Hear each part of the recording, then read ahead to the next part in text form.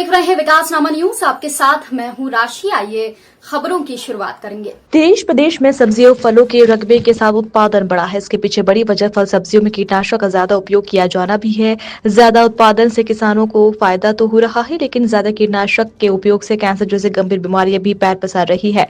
ऐसे में फल सब्जी उत्पादन में बढ़ रही कीटनाशक के स्तर का आकलन करने के साथ ही उससे होने वाले नुकसान को पहचानने के लिए फूड वेजिटेबल कीटनाशक अवशेष लैब का निर्माण शुरू हो गया है। लगभग 3 करोड़ रुपए की लागत से बनने जा रही है अत्याधुनिक लैब प्रदेश की पहली और देश की दूसरी लैब होगी। अभी सिर्फ गुजरात के आनंद कृषि विश्वविद्यालय में ये लैब है। इस लैब में 5 एक्सपर्ट काम करेंगे, लेकिन शुरुआती दौर में 2 एक्सपर्ट वैज्ञानिकों की नियुक्ति कर दी गई है।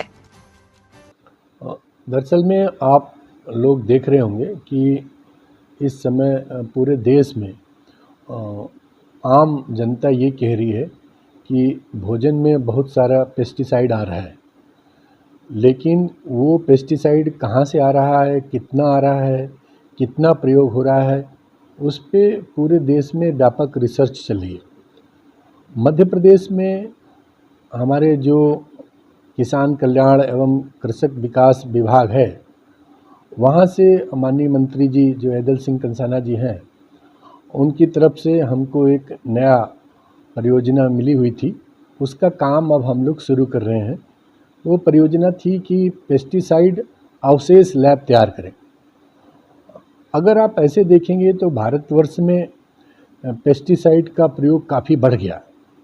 मुख्य रूप से ये प्रयोग सब्जी वाली फसलों पे ज़्यादा होता है। सब्जियों में भी अगर आप देखेंगे तो मिर्ची जो है उसमें सबसे ज़्यादा पेस्टिसाइड का प्रयोग होता है। नंबर 2 पे जो प्रयोग होता है वो टमाटर में, उसके बाद में गोभी की फसलों में होता है, और अन्य जितनी भी सब्जियां हैं उनमें भी काफ़ी प्रयोग होता है। अब सब्जियों के में इतना ज़्यादा प्रयोग होने से जो हमारा स्वास्थ्य है वो लगातार खराब हो रहा है। उस पर अध्ययन तो बहुत हुए पूरे देश में, लेकिन मुख्य रूप से अब हमें ये तय करना है कि ये जो पेस्टिसाइड डाले जा रहे हैं विभिन्न प्रकार के, उनमें से कौन सा पेस्टिसाइड ऐसा है जिसका अवशेष ज़्यादा रह जाता है। क्या उस पेस्टिसाइड को डालना बंद करवाया जाए, भविष्य में पॉलिसी डिसीजन लिया जा सके, या कितनी मात्रा में डालने से अवशेष ज़्यादा बढ़ता है और कितना हम उसके प्रयोग को राशनलाइज करें। इस प्रकार के काम करने के लिए एक हमने खंडवा महाविद्यालय में, जो कि राजमाता विजयराजे सिंधिया कृषि विश्वविद्यालय ग्वालियर के अंतर्गत आता है, वहाँ पे एक पेस्टिसाइड रेजिड्यू लैब तैयार कर रहे हैं।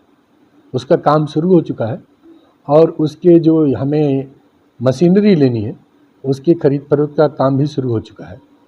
तो वहाँ पे 2 वैज्ञानिक भी नियुक्त किए जा चुके हैं, इसके लिए आइडेंटिफाई किए गए हैं, वो उस पर काम करेंगे। तो हम लोग देखेंगे कि मुख्य रूप से जो सब्जियां किसान पैदा कर रहे हैं, पैदा करने के बाद में उसमें कितनी मात्रा में ये जो इंसेक्टिसाइड पेस्टिसाइड का जहर है वो हमारे भोजन में जा रहा है, उसका हम एक व्यापक रूप पे ना सिर्फ परीक्षण करेंगे बल्कि अनुसंधान करेंगे। अनुसंधान इस बात पे करेंगे कि हम पेस्टिसाइड को कैसे राशनलाइज कर सकें।